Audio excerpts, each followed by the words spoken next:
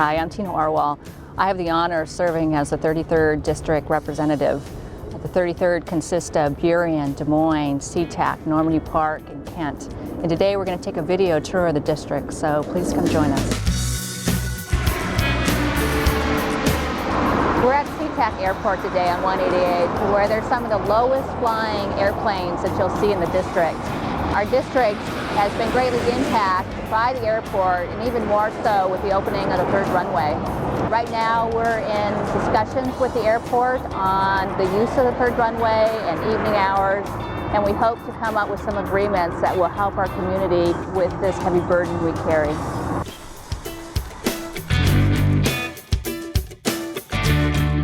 We're now at the Kent Station, which is a wonderful shopping area in the Kent Valley. One of the newest additions, the Green River College. They have opened a branch in this area, and part of the capital budget actually included some dollars to support the development of that campus. So we're really pleased they're here. I'm here today with John Hines, the manager of the Kent Station, a great shopping center in our area. John, how many jobs have been created by the Kent Station? Well, since we opened in 2005, we've continued to grow, and currently we have about 750 employees at Kent Station. That's full-time and part-time.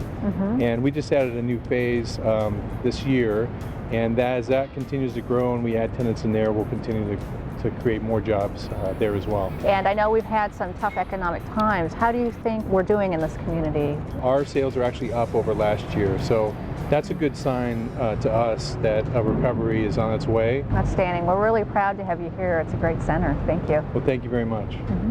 I'm here today with my friend Cynthia Tanis, who's a mother of 2 kids that are in the Kent School District. I'm also a mother of 2 kids over in the Des Moines District. And we've talked a lot about education.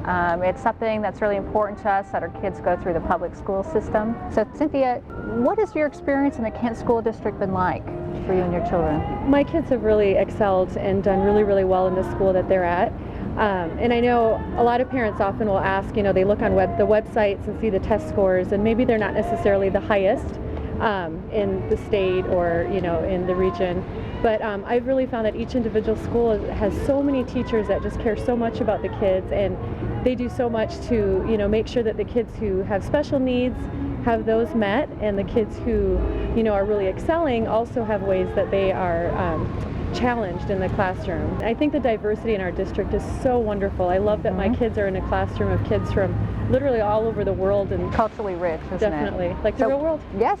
Well, we got a lot of work ahead, but I'm glad that you put so much of your time and energy into supporting not only your kids but the other kids in the classroom. Absolutely. Thank you. Thank you, Tina. We're here at the Horseshoe Bend Levee, and I'm with Doug Weber from the Corps of Engineers. And Doug has been helping with the levees and making sure they're safe. Right now, if anything happened to this current levee, it would be devastating both to the residential and businesses in the area.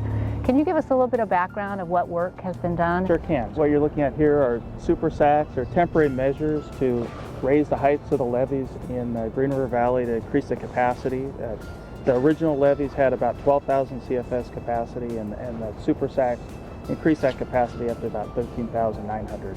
There is a long-term plan to make the levees more stable by setting them back and laying back the slopes. I know in the last session we invested $10 million towards this levee, and what will those dollars be used for? That $10 million can be used to purchase property and to lay that levee back, so there's more sections that have this mid-slope bench and have a more stable riverward slope. Well, I want to say thank you. I think you've done a great job helping Kent and the other areas really get prepared.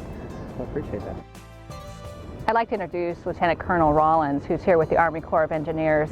We had a record flood which brought the water level of the dam up to 1,189 feet above sea level. That's a record pool. We immediately formed a project delivery team. In the meantime, we thought that we would put in some interim measures in the form of grouting.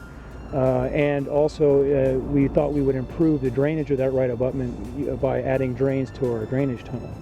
We completed that work on the 13th of November. We drilled well over 300 holes, put about 500,000 gallons of grout in there. Right, and we understand that was taking us from a 1 in 4 chance to maybe 1 in 25. Correct. Is that correct? That's correct. And I know I've been out interviewing a lot of the businesses, and they're really concerned about the longer term fix. We've begun both a study and a design concurrently, and we have worked that as far as we can without getting special permission from Washington, D.C. in order to move our designs further. Just the construction of it could take 3 to 5 years because we have to dig down in some places up to 300 feet. And that really hasn't been done anywhere that we've seen, especially in the complex geology of that right abutment. And as we move towards a permanent fix, do you think that that will move the odds even higher as far as safety for this area? Well, that's certainly our hope. Okay. Well, thank you. I appreciate all the work that's done and moving us ahead for a permanent solution. Thank you. Certainly a lot of very talented people have been working very hard on this. So we've had excellent cooperation in the district and through headquarters in order to get this, going. Great, thank you. We're at Highline Community College, one of the important hubs in our district. I'm here today with Dr. Jack Birmingham, who's going to give us a little background on the college. Jack, how long has the college been here, and what are some of the things that you think really the community should know about it?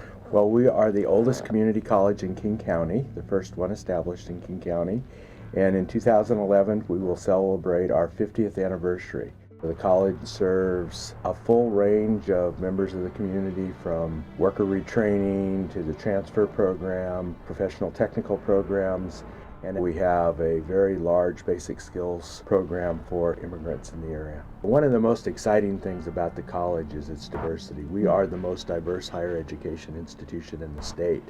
And in this district, over 100 different languages are spoken in the 3 school districts that we serve.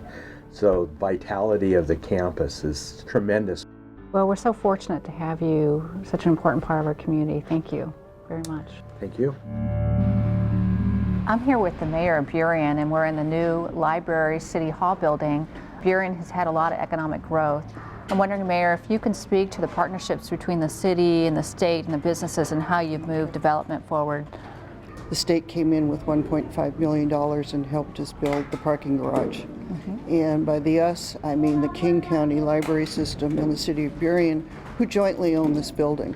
So that's a very remarkable partnership for 2 districts to come together to provide this marvelous facility for our Burien residents. Once we survive the economic downturn, and we will, then we can start exploring all the redevelopment opportunities. Urban Partners, our partner with the condos, and Town Square Park has 2 parcels left. We're talking about a 10-screen movie theater. So there's lots of downtown vision. Well, I want to say thank you. I think you've done a great job leading Burien forward, and the new area and Town Square is just beautiful. It's been a real privilege. Great, thank you. Thank you. We're here at Mar Vista Elementary School, which is one of the newer schools built by the last bond. In fact, behind us is a great piece of artwork that was done by a local artist, Lee Fenster. Joining me today is Catherine Carboni Rogers, and she's from the Highline School District. You know, Catherine, we had a lot of activity on education reform this last session, and really trying to, after 30 years, kind of redefine education and move us forward. Can you speak to how this legislation will impact the district and maybe address some of the issues you face?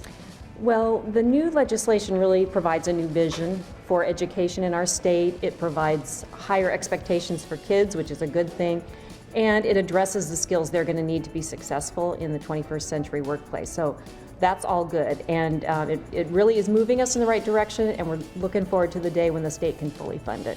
Excellent. Well, I really appreciate all the leadership from Highline School District. I know when you look at Highline, it actually has a greater percentage of kids with free and reduced lunch. You have a lot of English language learners, so I really appreciate what you do to make sure all kids succeed. Well, we appreciate your support, and it really is our goal to make sure every one of our students graduates, whether they've had all the advantages in life or whether they grew up in a refugee camp and are just new to us. Excellent. Thank you. Thank you. We live in a great district. During the video, we're able to see some of the challenges and some of the successes in our community. I think it's important we work as partners to see what we can do to move our community forward. So I really want to encourage you to call me, to contact me, have coffee, so that we can decide what we can do together to make the community a better place. It's a great honor serving the 33rd District, and I want to thank you so much for that opportunity.